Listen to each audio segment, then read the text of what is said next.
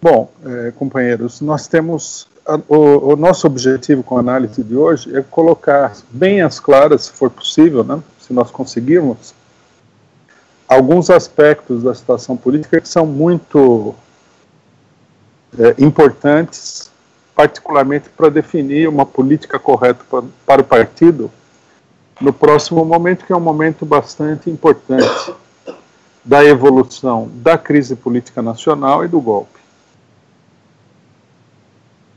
Principalmente o problema da candidatura Lula. Nós precisamos deixar isso aí absolutamente claro. Determinadas polêmicas e manifestações que nós temos visto aí nas redes sociais, e também qual é a nossa posição exatamente sobre o que está acontecendo, como é que nós consideramos que é necessário atuar politicamente para fazer avançar a esquerda, os trabalhadores, o movimento democrático de luta contra o golpe, etc. Primeiro, eu queria chamar a atenção rapidamente, né, para o fato de que nós estamos atravessando uma verdadeira degringolada da situação econômica. O dólar, né, que é o principal sintoma do agravamento da crise, não da crise em si, mas do agravamento da crise, passou de R$4, né? A pressão cambial sobre a moeda brasileira é muito grande. O governo, logicamente, tem, até certo ponto, condições de conter essa escalada, que é nós vamos explicar, é uma guerra cambial contra o Brasil, mas essas condições e esses instrumentos que o Estado Nacional tem para conter a guerra cambial são limitados. Ele pode, no final da guerra cambial, se encontrar numa situação de extremo agravamento da crise com a liquidação das reservas cambiais brasileiras, porque é o que ele está fazendo. Eles estão evitando de usar medidas drásticas para conter a crise cambial.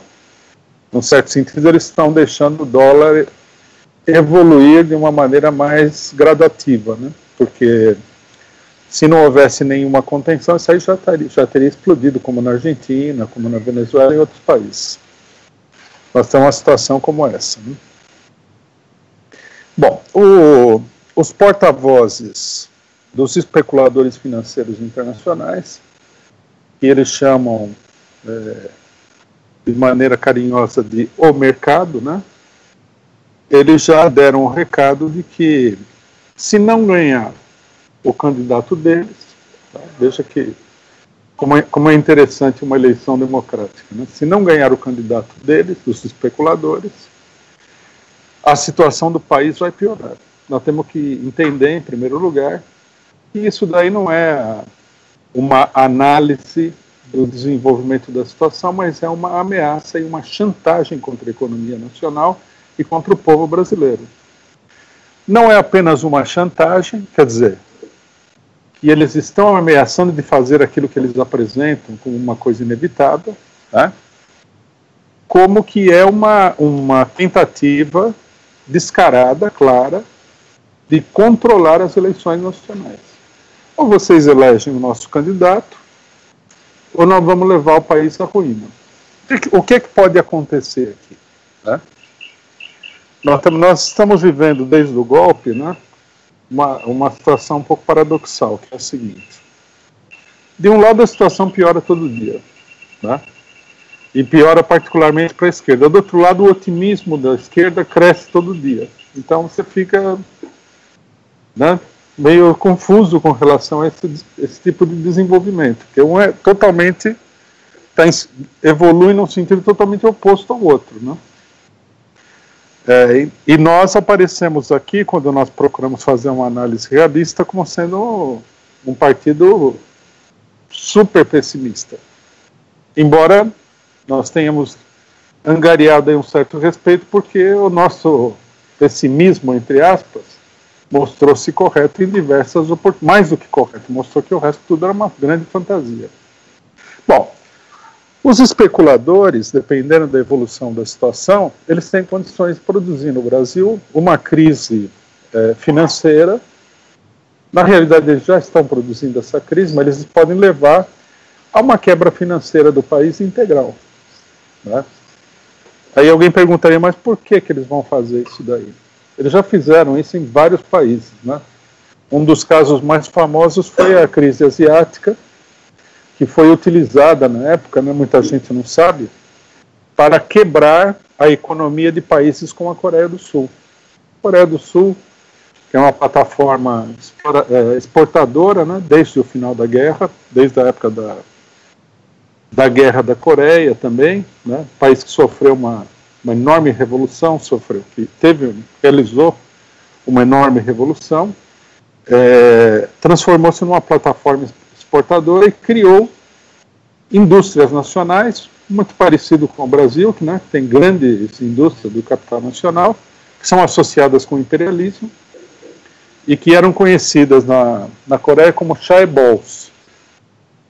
Esses chaebols, monopólios locais, digamos assim, né, sem estatura no mercado internacional, eles foram praticamente destruídos na crise cambial de 98. As empresas foram praticamente à falência, a imprensa internacional fez uma campanha, né, contra os chaebols. Eles inventaram uma história que era a seguinte, que a economia dos países asiáticos era uma economia de amigos, né? Eles cunharam até uma expressão em inglês, crony capitalism, quer dizer, seria um capitalismo dos chegados, de uma panelinha de amigos. Então eles recebiam dinheiro do Estado e cresciam. A propaganda imperialista para destruir os concorrentes, o que eles fizeram, né? Hoje em dia, por exemplo, a gente compra aí um telefone Samsung, né? Eu já vi muita gente falar, nossa, Coreia, né? Vendendo telefone, televisão no Brasil, a empresa não é coreana. A empresa foi tomada pelo capital internacional depois da devastação que eles operaram na Coreia. Eles podem muito bem fazer isso com o Brasil, né? Bom, por que eles estão chantageando o país todo? O objetivo, logicamente, é ganhar as eleições, mas mais especificamente eles estão, nesse momento, executando uma parte da operação política das eleições, que é chantagear o setor da burguesia que apoia a direita, Bolsonaro. A situação é muito crítica. O centro da situação crítica é o PT, mas eles estão convictos de que eles vão resolver o problema eliminando o Lula da eleição. Esse é o plano da direita. E eles precisam reduzir o voto do Bolsonaro. Eles consideram que uma boa parte desse voto aí é um voto que escapuliu dos partidos direitistas mais tradicionais e que poderia voltar aí, tá? Eles estão lançados a uma enorme manipulação eleitoral, chantagem, etc. São jogados numa guerra cambial, numa guerra financeira e comercial contra o Brasil, tudo em função das eleições, em função de domesticar a burguesia brasileira, né, e criar uma base de apoio para um candidato intimamente ligado ao mercado financeiro e, inclusive, disciplinar esse candidato. Porque esse é um dos métodos com os quais o imperialismo controla os países atrasados, né?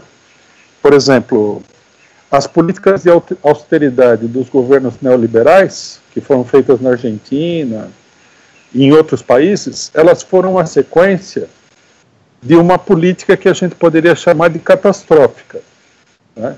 O imperialismo promove uma catástrofe econômica, em geral na feição de falência do Estado e hiperinflação, que é para obrigar o país a aceitar, né, as receitas econômicas neoliberais. Eu vi aí numa determinada obra de análise, né, um comentarista do Banco Mundial explicou que porque o Brasil foi um dos últimos países a aderir à política neoliberal, né? falou que o Brasil não havia aderido à política neoliberal porque não tinha tido uma inflação, uma hiperinflação de verdade aqui. Porque se tivesse uma hiperinflação de verdade, o pessoal ficaria suficientemente aterrorizado para ir para a política neoliberal. Então, nós devemos colocar isso aqui como centro das preocupações, né? Essa guerra externa, econômica, que está se travando contra o Brasil, tem objetivos claramente políticos.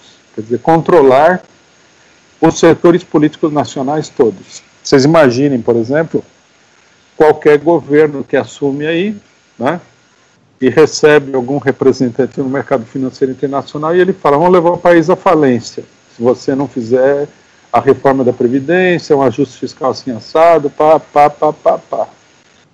O que esse governo vai fazer?